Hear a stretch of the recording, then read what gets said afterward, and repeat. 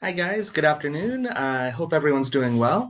For me, I got a little bit of good news, bad news situation. On the one hand, this is the first day of my vacation. I've got about a week off from work. There's a traditional Chinese holiday, the Dragon Boat Festival, that is a national holiday here. And also, my birthday is coming up this week. So I figured, why not ask for a couple of days off and, arrange like a week-long vacation. So that's the good news. I get a week to relax. The bad news is that after almost 2 months of no new cases whatsoever here in Beijing, there has been a new outbreak of COVID-19, centered on a wholesale market in the south of the city. Um, my particular neighborhood is still classified as a low risk zone. There have been no cases here. However, the city as a whole has basically gone back to where we were in mid February, early March. So back to having guards posted at the gates checking your ID and temperature every time you go in and out. Back to no non-residents allowed into apartment buildings or communities.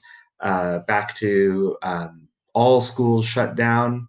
And yeah, it's just um, it feels a little bit frustrating to go back to where we were. But on the other hand, it's kind of a relief because it does mean that the local government is taking it seriously and trying to get it under control. And yeah, like when I read the numbers from the US, like the numbers from this latest outbreak that is causing everything to lock back down here in Beijing seems so insignificant. Like yesterday, which we always get for for Beijing, we always get the official numbers for the previous day uh, in the morning of the next day. So I don't know how many people have been found sick today, but the official numbers for yesterday were 22 new cases here in Beijing. And, when you compare that to almost any major city in the US, it's nothing. So yeah, kind of trying to keep things in perspective there. Still, it's a little bit frustrating that, I'm kind of just stuck inside on my vacation, but at least I get to maybe spend a little bit more time reading, maybe spend a bit of time catching up on movies and TV shows and YouTube videos uh, that I haven't followed. Um, and of course, I've still got people to talk to online, so that's nice. Which brings me to today's video and today's book.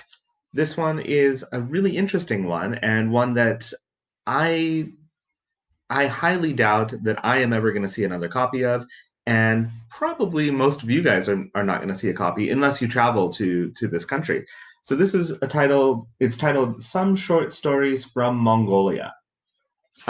This book was let's see, it was compiled by Bold, edited by D. Natsagdorf. Um, it's funny. The credits list illustrations by S. Batar, but there are no illustrations in the book. So that's kind of an interesting choice. Maybe they mean this design on the cover. I'm not sure about that. But yeah, it was printed by the State Publishing House in Ulaanbaatar in 1988. So this is a communist era book, and this is basically communist propaganda short stories from Mongolia. Now, I have I have read a few communist propaganda short stories from China and the Soviet Union and a few of the Soviet satellite states in Eastern Europe. And one thing that they all have in common is, well, two things they all have in common. One is they all glorify the average everyday worker, of course. That's kind of the whole point of communism, right? The other thing is that they glorify the state because it is pulling the average worker out of poverty, out of like the ancient serfdom of the royal system or whatever into the modern world. So there's always this big emphasis on modernization. And that's the really striking thing about this book is that Mongolia was never an industrialized country.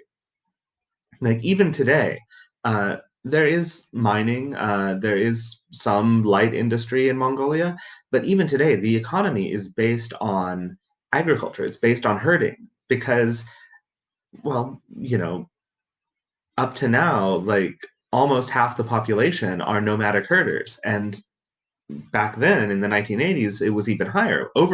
I believe at this point, about 65% or something like that of the population were still nomadic.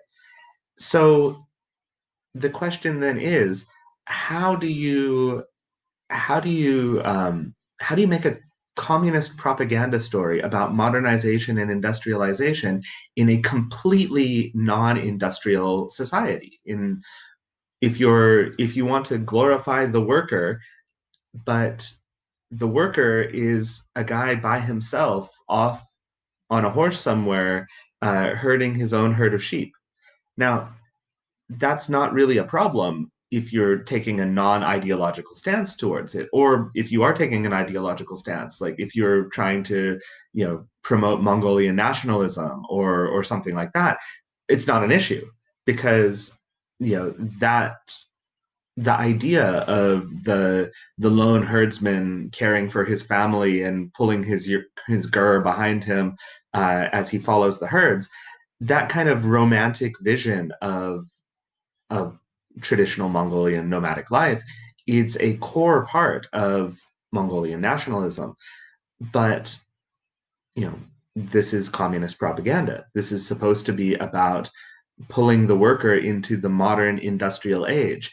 And that's the really interesting thing about these stories is that kind of conflict between the natural desire to glorify the average everyman and the fact that the average everyman in this particular society has nothing whatsoever in common with the average everyman in Soviet society or the average everyman in communist Chinese society or the average everyman in East German society or wherever you want to look. Uh, and even though, to be perfectly frank, these stories are not very good, and the ideology is repugnant in basically in most cases. Um, and I'm saying that with the full knowledge that I'm living in a country that is still governed by the Communist Party. So I hope that I hope that nobody watching this will judge me for that. Um, but it's still interesting just because of this kind of tension that exists in the stories between the ideology they want to promote and the reality of the facts on the ground in the country. I should also mention that in Mongolia's case, uh, Mongolia never really had a revolution per se. Um, because Mongolia kind of sits in between China and Russia, it was part of the Qing Dynasty China, or it was part of Qing Dynasty China. And after the fall of the Qing Dynasty, the first the Russians and then the Soviet Union exerted a strong amount of influence. But there was always kind of conflict back and forth with the Chinese not wanting to give it up and the Russians wanting to extend their influence further, um, until finally Mao Zedong agreed to allow Mongolian independence, kind of as a sop to Stalin. Uh, so it's interesting to me that even though Mongolia was sitting in between the two great communist powers of the 20th century, Mao's China and Stalin's Russia, but they were always on the Russian side. And you see that in here too. Several of these stories talk about the ravages of the Chinese.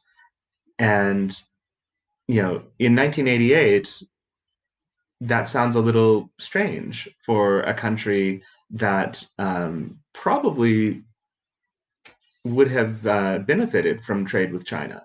Of course, they wouldn't want to go back to China, and that's kind of the one of the key points in Mongolian politics today is maintaining that balance, because only now are they really sort of truly independent.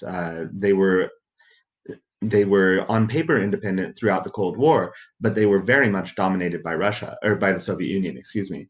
And of course, before that, they were very much dominated by China. So it's only since the end of the Cold War, since the fall of the Soviet Union, that Mongolia has been able to strike an independent path.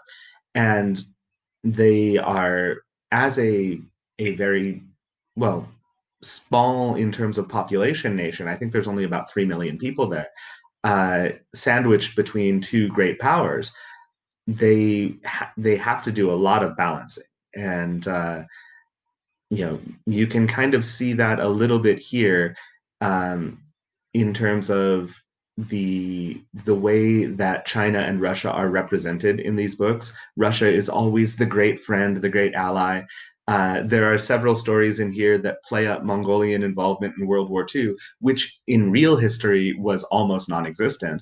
But in this history, there are so many stories about the brave Mongolian tanker rescuing the Soviet soldier, and years later reuniting in Moscow. And and I'm sure that happened a few times, but the Soviet Union's war against Japan, uh, it was vanishingly short. Like during World War II, for the overwhelming majority, until actually even until after the first atomic bomb was dropped on Japan, the Soviet Union and Japan were not engaged in active hostilities. And Mongolia, as a like essentially a satellite of the Soviet Union, wasn't very much either. There was a little bit of fighting, but really not very much. So, like these stories that are in here about World War II are highly exaggerated, um, and I just think it's kind of interesting. Like I said, the actual stories are not very good. To be perfectly frank, the translation is a little bit awkward. You can tell that it was translated by someone whose English was a little bit lacking. Um, well, I say by someone, there are several translators working, but I think in almost every case, the translation is a little bit awkward, and I'm sure that comes from uh, not totally fluent translators who weren't worried because they knew that the market for this book was going to be vanishingly small. Um, but just the fact that it exists is interesting. And as I've said before on this channel, when I think I highlighted this in my initial sort of introduction and bookshelf tour videos, that just the fact that this exists is interesting to me. And I kind of think that every book in the world deserves some attention paid to it, deserves to be read and understood, even if those books are odious in some ways. And I want to say, this book is not exactly odious. There are things about it that are nice, but it's serving an ideology that was damaging to Mongolia. And I was I was actually kind of surprised when I saw this, because I bought this at the airport in Ulaanbaatar, and you know, communism in Mongolia fell in, I believe, 1992, and they were still selling this book at the airport. That kind of shows, A, how little English language translated literature there is from Mongolian, so that they do have to rely on this even today, for tourism, or for tourists who, like me, are interested in buying these kinds of books. And B, like how complicated the relationship is with the communist era there. Because on the one hand, like terrible things were done during the communist era in Mongolia. They essentially banned Buddhism. Monasteries were destroyed. Uh, One of the more interesting things that I learned while I was visiting there was the main monastery and temple in Ulaanbaatar. Uh, it was set to be destroyed, but of all people, Joseph Stalin intervened on its behalf, because he wanted like Western critics to believe that in the Soviet sphere of influence, freedom of religion was allowed, which of course it wasn't. Um, and he wanted like Western visitors or Western diplomats stationed in Ulaanbaatar to be able to go to to this monastery and temple and see it as an active place. So uh, he intervened with the Mongolian leader, Sukhumvit, I believe was his name, Sukhumvit, uh, and and basically told him, no, you need to keep this as a showpiece. You can burn all the monasteries in the rest of the country, but this one needs to be a showpiece so that Western critics can't say that there is no freedom of religion here. And that's, you know, it's kind of it's tragic, really. And that aspect of it is actually present in this book as well. There are several stories that talk about the greedy lamas stealing everything. So the anti-religion aspect is here as well. Now, I'm talking about this as a tragedy, and of course, I've talked about Buddhism in and I believe Islam as well during other videos on this channel.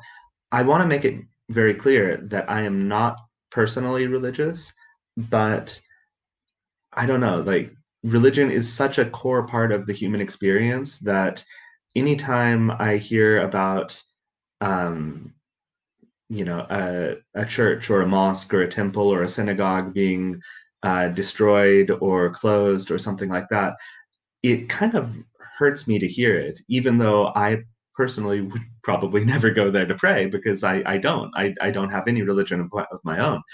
But I think like they're so important to people and so like so core, like I said, to people's experiences that it still it's a tragedy to me when it happens. And also just having been to Mongolia and visited some of these temples and monasteries, they are incredible places. If if you if you ever get the chance, if anyone watching this or you know hearing my voice right now ever gets the chance to go to Mongolia, I highly recommend it. Um, get as far away from the big city Ulaanbaatar as you can because the main appeal of Mongolia is its isolation. You know, it's a country like almost as big as Western Europe, and there's only 3 million people, half of whom live in the capital. So once you get out of the capital, it's just miles and miles of nothing, except for guys on horseback or on motorcycles herding cows and camels and sheep and things like that. And it's incredible. But both in the city itself and in the countryside, there are also these incredible monasteries that it just they when you go there it feels like you're stepping back in time. It feels like you're experiencing something that you never would have thought could exist in the modern world. And reading the stories in here that are specifically about monasteries and essentially justifying destroying them, it's kind of difficult to square that with that experience. But anyway, like I said, the book itself, take it or leave it, but the conflict within the stories between wanting to glorify the history and culture and uh, heritage of the Mongols, but at the same time wanting to glorify the new state for bringing like modern veterinary medicine or electric light or things like that. It's there is a tension in the stories that you can that is palpable and you can feel it like sort of working on the minds of the people because essentially the system was not designed for this kind of society. And yeah, it's kind of interesting just to see that back and forth here. So if you go to Mongolia, pick it up because you're never going to see it anywhere else except for Mongolia. But don't stress too much about not being able to find it elsewhere if you don't. You're probably okay with if you want to read something like this, you're probably okay with finding short stories from Soviet Union or China that have kind of the same ideas.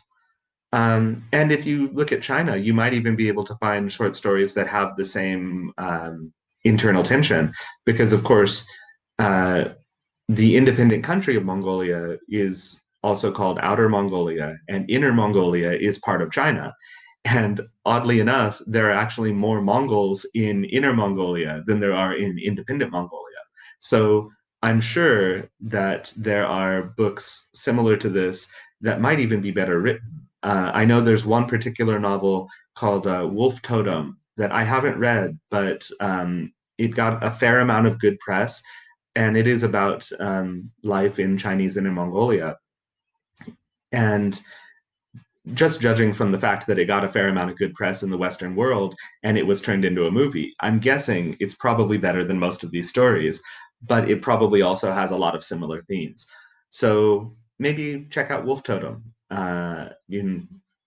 if you can't find this one and you're interested in this kind of idea.